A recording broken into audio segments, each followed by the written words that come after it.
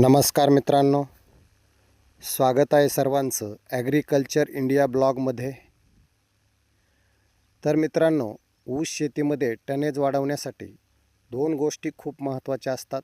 एक म्हणजे ऊसाची जाडी आणि दुसरी म्हणजे दोन कांड्यांमधील अंतर.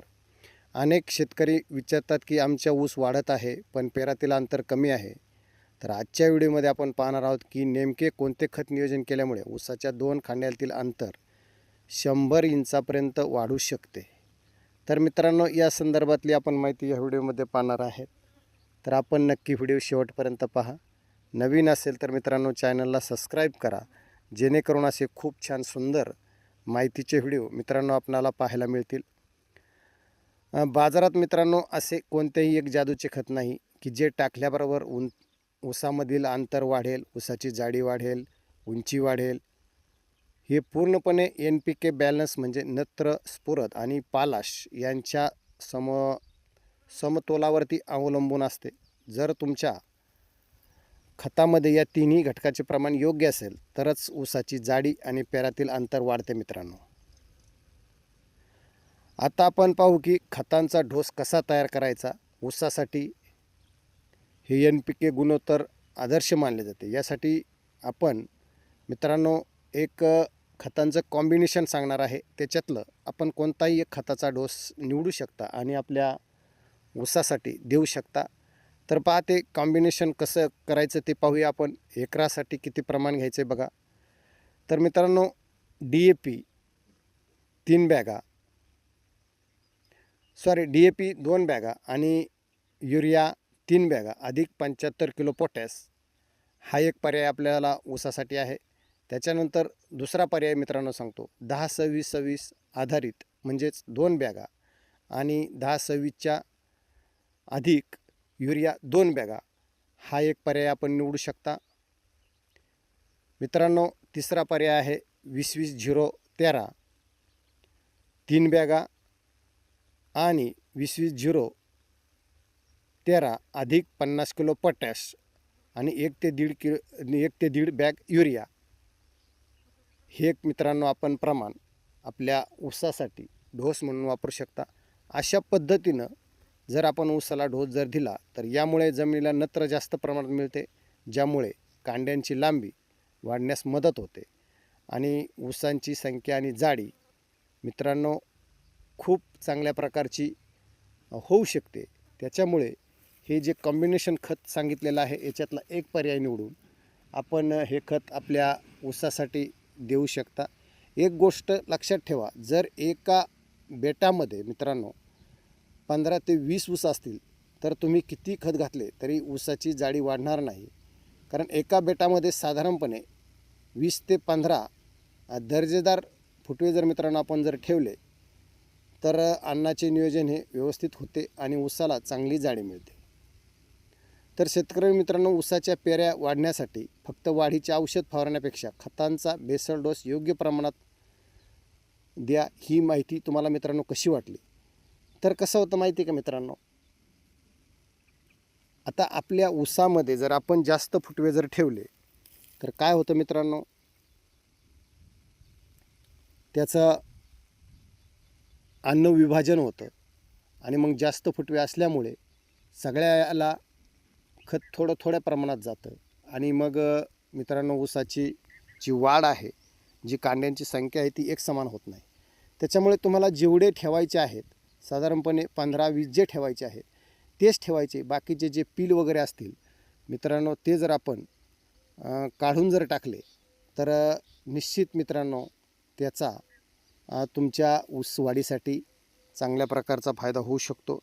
अशा पद्धतीनं जर मित्रांनो आपण हा बेसल डोस आपल्या ऊसाच्या कांड्यांची आणि पेरांमधली इंची अशा पद्धतीनं आपण डोस देऊ शकता. तर मित्रांनो, आता आपण पाहणार आहेत की ऊसासाठी नुसतं खत घालून चालणार नाही, तर त्यासाठी टॉनिक फवारणं हे सुद्धा खूप महत्त्वाचं आहे. तर ते पहा मित्रांनो, आपण पाहूया. ऊस कांड्यावर येतो त्यावेळेस मित्रांनो त्याची उंची आणि 2 कांड्यांमधील अंतर वाढण्यासाठी काही प्रभावी टॉनिक आहे. त्यामध्ये 6BA याचा वापर ऊसाची जाडी वाढण्यासाठी केला जातो. आता मित्रांनो, साधारणपणे सिलिकॉन ऊसाची पाने कडक राहण्यासाठी, उष्णतेपासून रक्षण करण्यासाठी सिलिकॉनची फवारणी किंवा मग ड्रीपमधून देणे हे सुद्धा खूप फायदेशीर ठरते. दुसरी गोष्ट 13-0-45 हे उन्हाळ्यात ऊसाला पाण्याची कमतरता भासू देत नाही आणि पानाची रुंदी वाढते. त्यामुळे हे टॉनिकसुद्धा ऊसाला देणं खूप गरजेचं आहे. आणि दुसरी गोष्ट मित्रांनो, तर तुम्ही तुमच्या शेतामध्ये घरच्या घरीसुद्धा टॉनिक तयार करून वापरू शकता. तर ते अत्यंत कमी खर्चात आणि चांगल्या प्रकारचं रिझल्ट देणार आहे. ते म्हणजे जीवामृत आणि स्लरी. ज्यावेळेस तुम्ही ऊसाची बाळबांधणी करता किंवा ड्रीपमधून स्लरी वगैरे दिल्यास ऊसाची कांडी नैसर्गिकरित्या चांगली वाढते. त्याच्यामुळे मित्रांनो, दूध आणि गूळ आणि अनुभवी असं आपण त्याच्यापासून चांगल्या प्रकारचं जैविक टॉनिक बनवू शकता. त्याच्यामुळे दूध आणि गुळाच्या फवारणीचा यशस्वी प्रयोग मित्रांनो आपल्या ऊसासाठी करू शकता. अशा पद्धतीनं जर आपण आपल्या ऊसासाठी हे जर टॉनिक वगैरे फवारलं, स्लरी वगैरे बनवून जर फवारली, तर मित्रांनो निश्चित तुमच्या ऊसासाठी त्याचा फायदा होऊ शकतो. स्लरी बनवायचं मित्रांनो एकदम सोपं साधं त्याच्यामध्ये साधन आहे. त्याच्यामध्ये तुम्ही ती स्लरी कशी बनवू शकता, साधारणपणे बेसन पीठ घ्यायचं आहे, गूळ घ्यायचं आहे, गोमूत्र घ्यायचं आहे, शेण घ्यायचं आहे. अशा पद्धतीनं आपण ती स्लरी बनवून, त्याचा व्हिडिओ मी मित्रांनो आपल्या चॅनलवरती स्लरी कसा बनवायचा टाकलेला आहे. तर तो पाहिला नसेल तर नक्की तुम्ही तो पहा.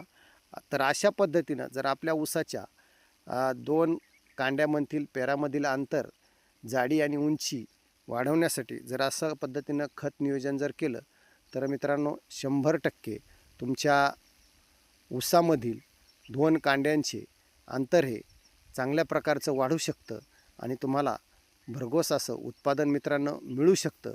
त्याच्यामुळे अशा पद्धतीनं मी एकदम साध्या सोप्या पद्धतीनं आपल्याला ह्या व्हिडिओच्या माध्यमातून खताचे जे मिश्रण आहे ते कशा पद्धतीने द्यायचं या संदर्भातली माहिती मी आपणासमोर मांडण्याचा प्रयत्न केलेला आहे. तर मित्रांनो, माझा हा व्हिडिओ आपणास कसा वाटला नक्की एक कमेंट करून सांगायचं आहे. आणि असेच माझे नवनवीन व्हिडिओ पाहण्यासाठी माझ्या चॅनलला सबस्क्राईब करायचं आहे, जेणेकरून खूप छान सुंदर माहितीचे व्हिडिओ तुम्हाला पाहायला मिळतील. तर अशा पद्धतीनं हा माझा व्हिडिओ आता मी इथे समाप्त करत आहे. तर आपण व्हिडिओ शेवटपर्यंत पाहिल्याबद्दल खूप खूप धन्यवाद. चॅनलला सबस्क्राईब करा. आणि मित्रांनो, एक विनंती आहे, आपण सर्वजण एवढा व्हिडिओ पाहता पण लाईक आणि कमेंट कोणी करत नाही, त्याबद्दल खरंच मनापासून खंत आहे, खंत वाटते मित्रांनो. तर असं करू नका. एवढा मेहनतीनं आम्ही व्हिडिओ आपल्या सर्व शेतकरी बांधवांसाठी बनवत असतो आणि तुम्ही साधं एक लाईक, एक कमेंट करत नाही. तर मित्रांनो, आपण हा व्हिडिओ कुठून पाहत आहे, नक्की आपल्या गावाचं, जिल्ह्याचं नाव सांगा आणि ही माहिती कशी वाटली ते पण व्हिडिओमध्ये नक्की सांगा. याच्यामध्ये काही चूक बरोबर असेल ते सुद्धा सांगा. आणि असेच व्हिडिओ पाहण्यासाठी चॅनलला मित्रांनो सबस्क्राईब करा. तर विनंती करतो, आपण जरूर लाईक करा, कमेंट करा. आणि मी मित्रांनो टाकळे हजी, तालुका शिरूर, जिल्हा पुणे इथून आपल्यासमोर ह्या व्हिडिओच्या माध्यमातून संवाद साधलेला आहे. तर ठीक आहे, असो मित्रांनो, आपण माझा व्हिडिओ शेवटपर्यंत पाहिल्याबद्दल खूप खूप धन्यवाद. जय हिंद, जय महाराष्ट्र.